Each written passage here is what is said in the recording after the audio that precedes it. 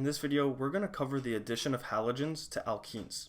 This is one of the cleanest alkene reactions. An alkene reacts with a halogen to form a vicinal dihalide, meaning that two halogens are attached to adjacent carbons. Now the reaction is important because it shows stereochemistry, because it proceeds by anti-addition, which we'll look at in a couple minutes, through a halonium ion intermediate. Let's look at it step by step. I have an example here of a cyclic alkene and a bromine molecule.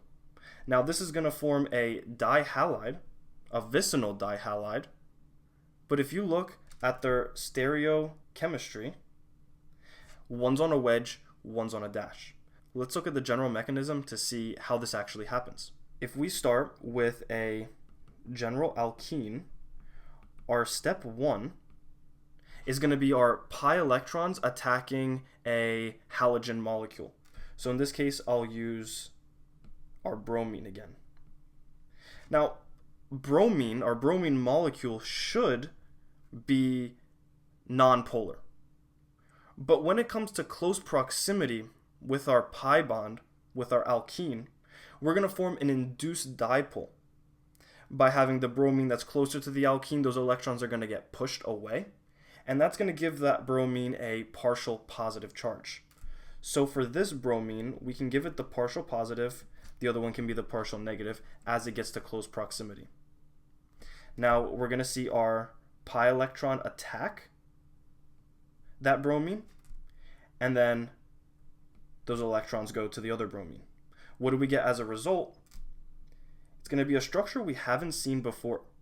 It's going to be called a halonium, or a bromonium in this case, which is when we still have our carbon-carbon bond, and they form a triangle. It's essentially going to be a cyclic structure with our halogen, and our other halogen is going to be the anion.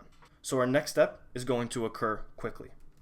Step two is going to be the nucleophile, which is that new halide ion that we formed. It's going to attack this halonium intermediate. In our next step, we're going to have this anion attack, but it's going to do a backside attack. This is why it's called anti-addition.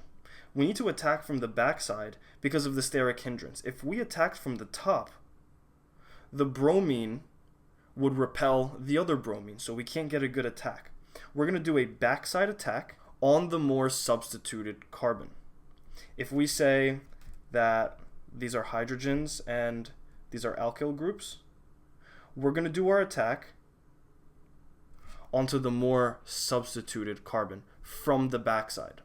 This will give us our vicinal dihalide. And if we look exactly at what we get, it would be our bromines on opposite sides. This is where our anti-addition comes in.